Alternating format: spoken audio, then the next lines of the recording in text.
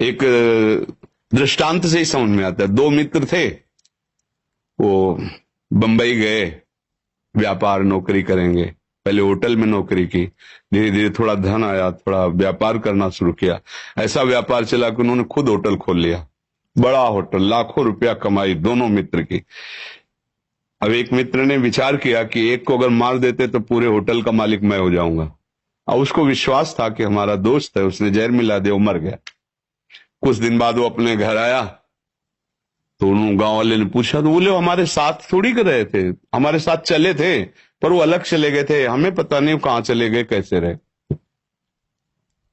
अब तो होटल में खूब पैसा आ रहा, जमीन खरीदी, मकान बनाया, सुंदर ब्याह किया। कुछ समय बाद लड़का पैदा हुआ, उसको अब इतना ऐश्वर्य, खूब पढ़ाना लिखाना, अमेरिका भेजा पढ़ाने के लिए। अब वहां बीमारी शुरू उसको हुई, अब यहां से पैसा शुरू, अमेरिका जाना।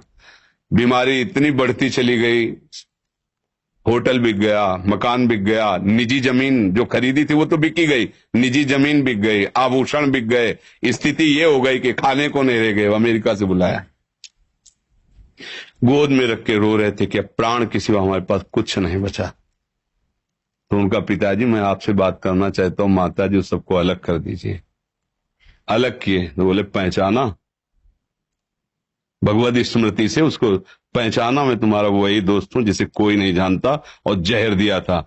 हमारी ही संपत्ति हिस्से से बड़े थे ना, आज मैं तुम्हें सर्वनाश करके जा रहा हूं। मेरा वियोग और संपत्ति का वियोग तुम किसी काम की नहीं पधार गए। कर्म अवश्यमेव भोक्तव्यम, कृतम कर्म। अभी हम आप तिलक लगाए बैठे हैं, लेकिन कल हमने जो किया है, जो फसल बोई है, वो तो काटना पड़ेगा ना। तो हमें धैर्यपूर्वक रहना चाहिए। उस जीव का इतने ही समय तक और ऐसी ही गति होनी थी, और मुझे उसे दुख भोगना था। वो राधा राधा राधा, आगे बढ़ो, ये भगवत मार्ग है, आगे बढ़ो, उसकी चिंता मत करो। जितने समय, ये सरकारी खेल है, जिस ऑफिस में, जिस बंगला में, जिस गाड़ी में जितने मिनट के लिए आदेश है, उसके बाद तुम उसका, तुम्हारी वो गाड़ी नहीं, तुम्हारा बंगला नहीं।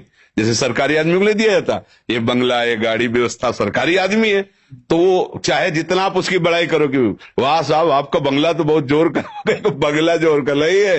किसी भी समय हमें फोन आ सकता है कि इस समय तुम्हारा ट्रांसफर वहां कर दिया गया है। हमारा बंगला गाड़ी, बस ये जो गाड़ी मिली है ना, ये जो बंगला मिला है ना, ये सरकारी बंगला है। काम करो और इसके बाद इससे निकलना ही पड़ेगा। जिस समय फोन आएगा ना, भागना ही पड़ेगा।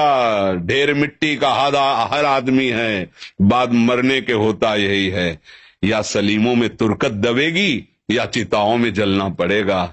जिंदगी एक किराए का घर है, एक न एक दिन बदलना पड़ेगा। इसी को केवल सुधारना है कि अब हमारा आखिरी जन्म हो। इस दुख में, इस प्रपंच में, नाटक से मैं ऊब गया हूं।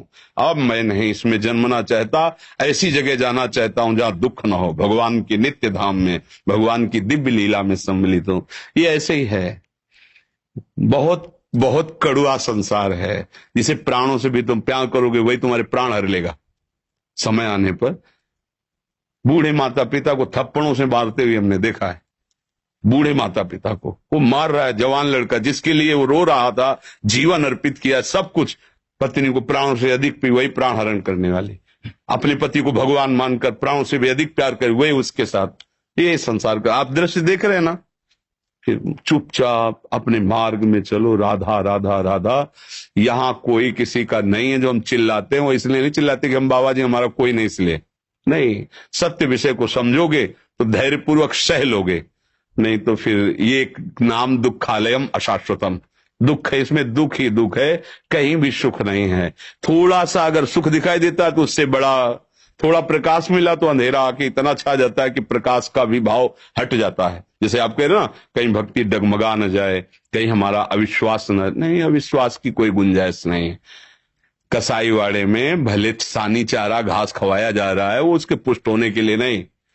समय आएगा गड़ासा चलेगा। ये काल का कसाईवाड़ा है, संपूर्ण मृत्यु लोक। कोई भी इस गड़ासे से बचेगा नहीं। निमित्त कुछ भी बने, बोले दिल फेल हो गया, एक्सीडेंट हो गया, अरे जरा सा बुखार आया, वो ये कुछ भी बने निमित्त, ये उसके गड़ासे हैं। वो काल मृत्यु का निश्चित, सब सब चराचर जगत सब मरेगा। फिर क्या कुछ चिंता करो, मरना एक बार है ही है। जिसका जो समय, कोई गर्भ में चला जाता है, कोई गर्भ के बाहर, कोई बाल्यावस्था में, कोई जवान अवस्था में, कोई वृद्धावस्था में, जाना तो है। क्या करके जा रहे हो, बस ये बात खास है। अब आप जो पीछे बिगड़ गया है उसको तो भोग लो, आगे की फसल गंदी ना होने पाए। राधा राधा राधा। अच्छे आचरण, दूसरों को सुख देना। बिना हमारे कर्म के हमें कोई दुख नहीं दे सकता, पक्का समझ लेना। हमारा कर्म ही हमको दंड देता है।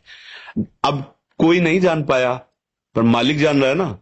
अब वो ऐसी जगह मारेगा कि तुम किसी से बता भी नहीं पाओगे, केवल रोते रहोगे। सही आचरण करो तो आपको यहां भी सुख और वहां भी सुख। ऐसे थोड़ी संत जन और सब शास्त्र कहते हैं। सच्चे आचरण